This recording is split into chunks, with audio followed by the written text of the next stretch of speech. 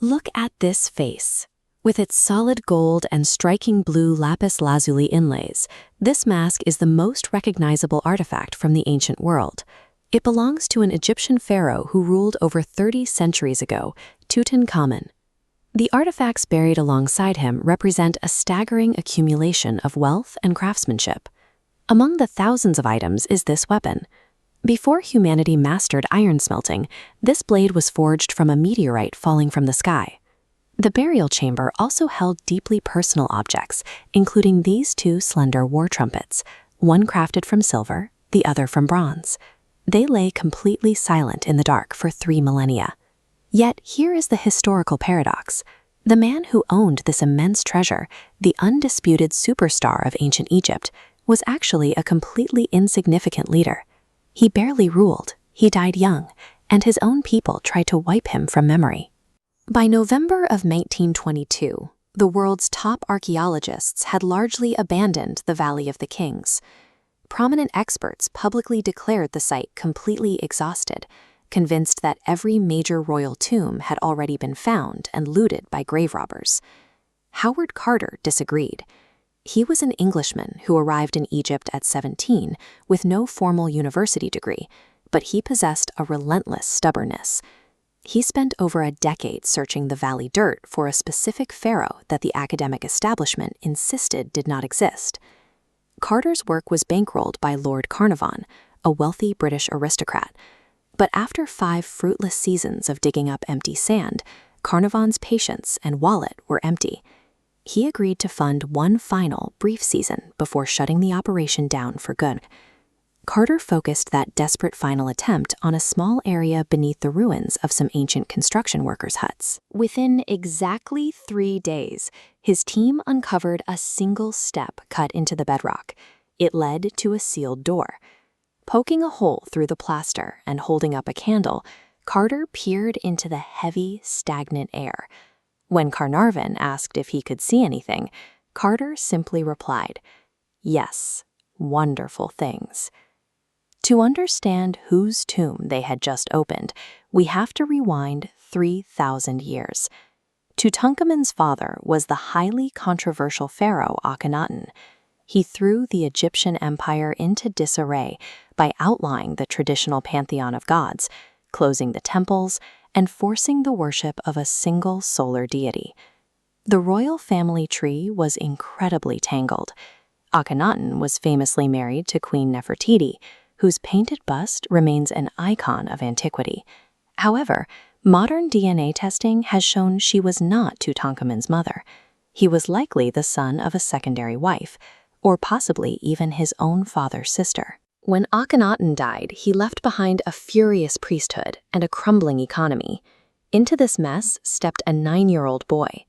Tutankhamun inherited the throne and immediately set about fixing his father's mistakes.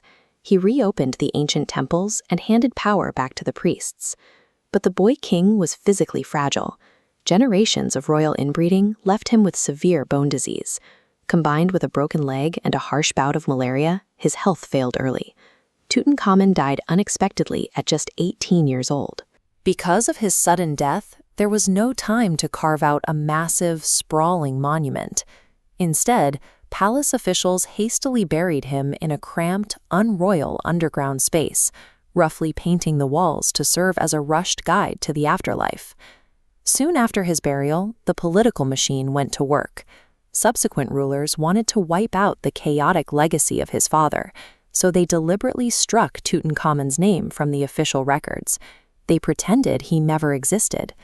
Decades later, laborers constructing massive resting places for the very pharaohs who erased him built their makeshift stone huts directly over Tutankhamun's entrance. They dumped tons of rock and debris on top of it.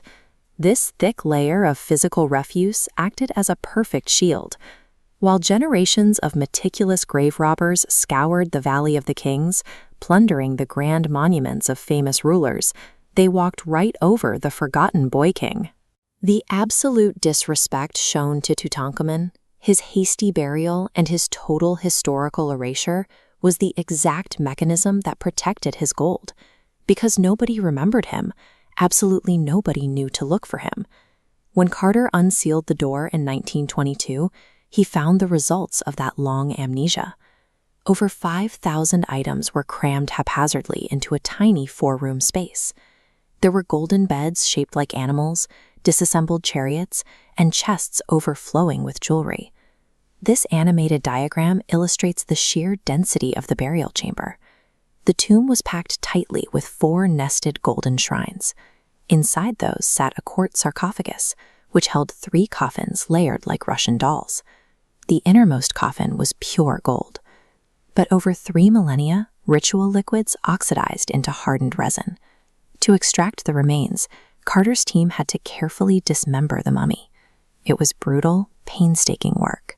But because this tiny tomb was left untouched, it provided humanity with its first and only comprehensive look at the daily objects, the garments, and the precise burial rituals of an ancient Egyptian royal.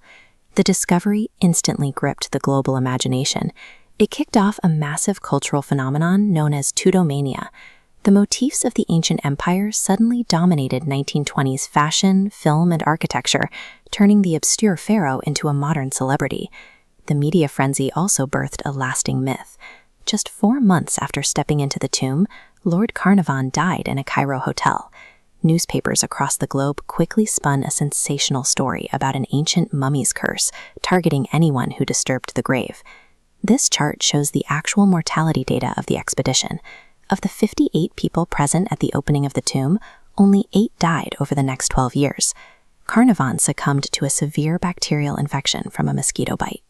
Howard Carter, the man who spent the most time breathing the ancient air and handling the artifacts, lived to the age of 64. King Tutankhamun is not remembered for winning great battles or building colossal pyramids. His fame is a historical accident. It was his absolute insignificance, the fact that he was so thoroughly dismissed and buried under the rubble of greater men, that inadvertently gifted us the greatest archaeological time capsule ever found.